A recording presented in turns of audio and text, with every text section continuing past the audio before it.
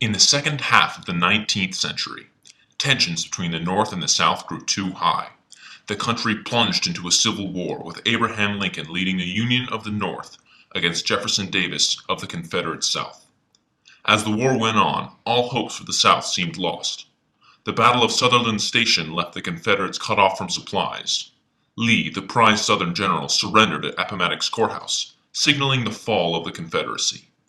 As the war came to a close, many Southern sympathizers couldn't contain their frustration. John Wilkes Booth, an esteemed actor in the North, decided he needed to take action. In order to save his beloved Confederacy, Booth decided to take desperate action and try to capture the President of the United States.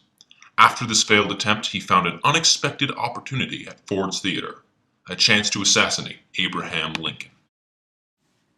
Booth called upon his fellow conspirators to meet at Herndon Tavern to discuss his plan for the night. I've just received word that Lincoln will be attending Ford's Theater this very night. It seems we have a wonderful opportunity on our hands. Do you propose another kidnapping? On such short notice? Not kidnapping, my friends. We will be killing President Lincoln and his Vice President and Secretary of State. Killing? You never said anything about killing, just kidnapping. Booth, there's not enough time. It's 8 p.m. and the show starts at 10. We'll never be able to do it. I've already come up with the perfect plan. We will have just enough time to pull it off and get away with it. But I will need your help or it will never work. Will you join me? Yes, I'm by your side. I trust you, Booth. If you say your plan will work, I know it will. You have my help. Astra, what say you? What is it you ask of me? George, you must kill Vice President Johnson. He will be alone and unguarded in his room at the Kirkwood House. Harold and Powell, you will have to take a sword at his house. I am not sure how you will get in, but I'm sure you can figure it out. As for me, I will have the glorious task of killing the tyrant of this country, Abraham Lincoln. Booth, I am your friend, but I cannot kill for you. Please, leave me out of this absurd plan. Then we will do it without you, but what will come of you? I'll confess you as one of my accomplices, and you'll be hunted down nonetheless. But if you come with us, you have a chance of escaping and being hung. Now come along and get your horse.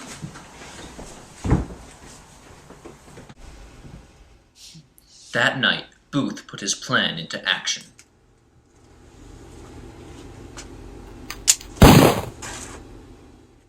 Meanwhile, Lewis Powell attempts his mission at Secretary of State William Seward's manor. He experiences trouble on the inside as David Harold waits outside. Stop! Who goes there? Stop! Who goes there? What's all the commotion? Fanny, stay inside! Ah! No, not my father! No! Outside of Vice President Johnson's hotel room, David Atzerodt readies himself for his task.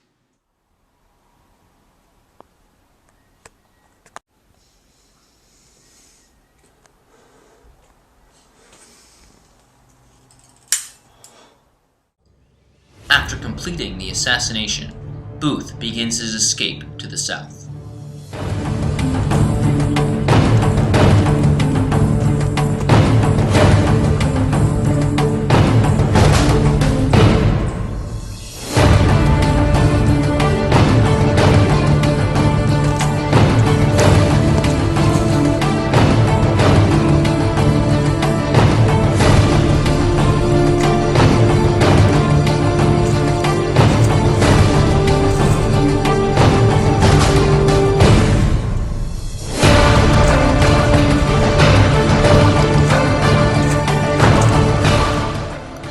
With Booth injured, finding medical help became a top priority.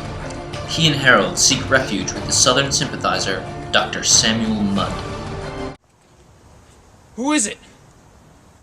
We are injured travelers in need of assistance. My friend fell off his horse and injured his leg. We heard you're a doctor. Can you help us? Of course. I'm sure I can help an injured traveler. Thank you, sir. Here you go. Come on, come in. Do you have a razor I can borrow? Of course, of course. You're a gracious man. After receiving help from other hospitable Southerners, Booth and Harold are given the name of a man that may be able to help them cross the Potomac River. They meet Samuel Cox, who introduces them to a known Confederate agent, Thomas A. Jones. Jones makes them sleep in the Zakaya swamp for over 5 days before finding the right opportunity to cross. We're over here. I brought food and newspapers. How are you two faring? We wish to depart now. We cannot delay our escape any longer. No, we must wait a little longer. It's still not safe yet. We cannot just stay here in the woods. We've wasted too much time. We must cross now. Please, not now. I'm still not ready. I have chosen Dense Meadow as the perfect crossing point, but there's still too many troops in the area. We must wait a few days until they clear out. But for now, you're safe here. John, I think he's right. We can't risk it. Where are those newspapers? There's a few right here for you. Excellent.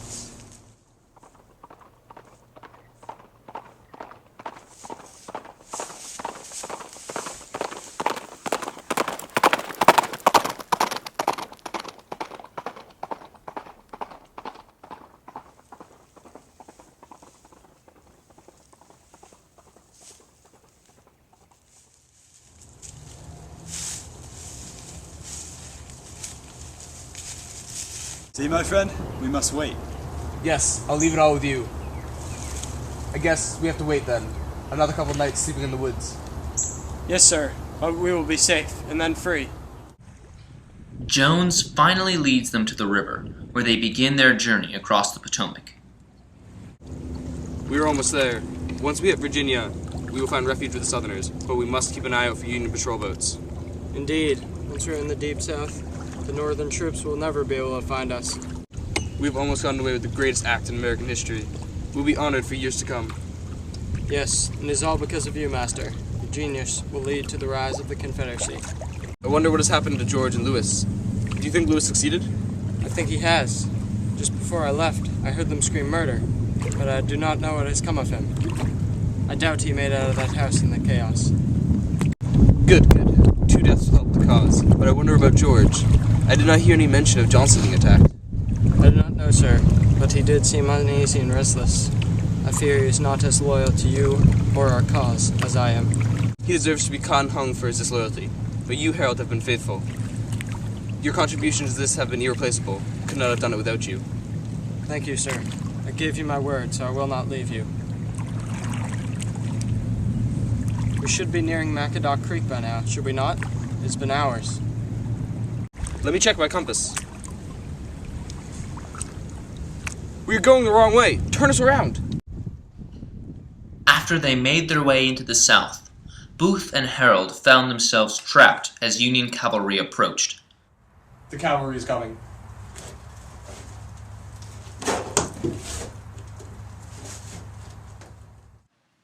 For 12 days, America was captivated by the exploits of John Wilkes Booth and his companions. These dramatic events would become known as Booth's best performance in his illustrious career. No one could have known that one man could have such an impact on a nation. How will this epic manhunt come to a close? Coming to theaters this Friday.